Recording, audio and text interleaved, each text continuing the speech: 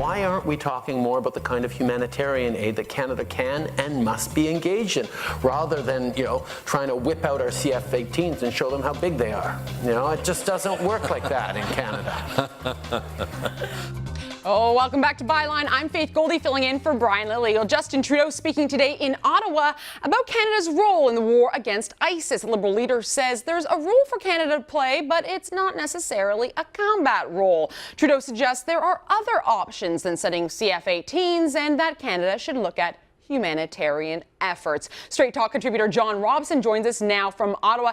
John, folks see that clip. I watched the entire interview, and to me, Justin's looking like a politician not ready for prime time. That's exactly the phrase that I was going to use. That is a frat house joke, and maybe politicians privately and in their cups will talk like that. Maybe it belongs in a feminist studies seminar where the notion that a jet plane is a phallic symbol might strike people as fresh, vivid, and useful. But when you're trying to play the statesman, it's so inappropriate. I mean, for one thing, doesn't he realize that clip will be in the attack ads? For once, they don't have to attribute it to him. He actually said it, and then he's so pleased with himself for having made a joke that, again, what would be really, really funny if you hadn't yet reached the age at which you're familiar with the end of a razor that belongs on your face. But it's preposterous when somebody has this reputation as a pleasant lightweight that he would permit remarks like that, even if they should have originated somewhere in his brain, to get out of his tongue in front of a national audience. It speaks of such bad judgment. It's an off-color joke, but it's just utter it in that setting and look around with a smirk, as though the whole world was just a mirror for your wonderful self, as opposed to a place where people are actually being killed horribly and civilized nations can't stand by. I remember Lloyd Axworthy, whose responsibility to protect I always thought was rather overdone. But he said, we've got to do something about ISIS, that they are horrifying people, they're committing atrocities, we need to act. And Justin Trudeau is making jokes about the Prime Minister's penis.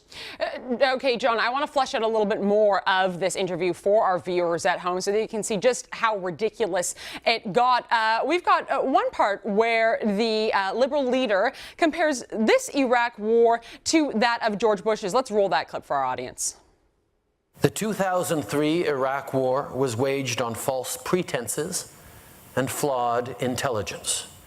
And let us never forget how that mission was sold to the public, with overheated, moralistic rhetoric that obscured very real flaws in the strategy and the plan to implement it. I thought about this the other day in Parliament, when Mr. Harper called the current military campaign in Iraq a noble effort. Yeah, you asked me, it is a noble effort. But John, is that a legitimate comparison, this of Iraq 1 and Iraq with ISIS? I think that was a much more fitting thing for someone to say. I personally do support action against ISIS, but if you're going to question it, one of the grounds on which you would surely do so is that Western powers have gone to war in the Middle East on the basis of defective intelligence in the past. That's a legitimate point.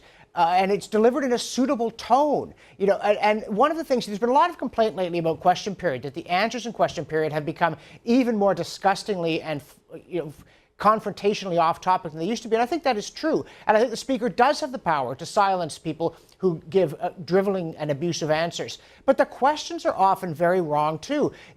When Thomas Mulcair stands up and sort of goes, the Prime Minister gave us 4 different numbers, nobody cares about that, nor should they. The business of the House is not to quibble over exactly how many of an authorized deployment were there at any given time. And again, someone like Justin Trudeau, a lot of the time, his questions, they're not questions that are on the minds of Canadians. They're not questions that properly concern the House, the legislature, in its attempt to control the executive.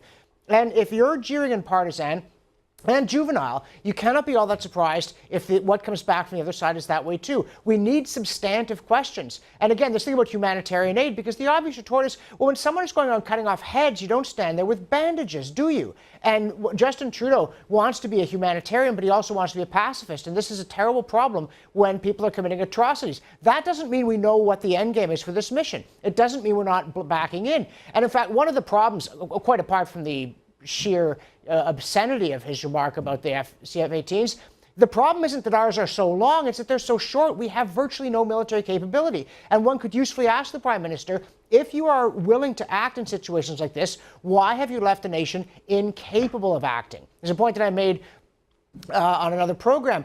You know, Vladimir Putin just announced, or the Russian government just announced, that they're going to be adding 80 vessels to their Black Sea fleet alone. Canada, whose GDP is comparable to that of Russia, 80, we haven't got 80 vessels. I don't think at this point we have 18. Our Navy is turning into our Army. It's just stuck on land.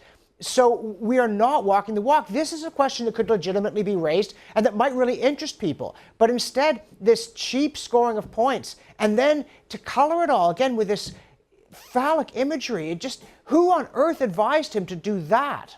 Well, that's my worry as well, because we've heard about the brain trust, and their opinions are definitely questionable. Last few seconds we have here, he's gone kind of from Captain Hair Flip to Captain Flip Flop.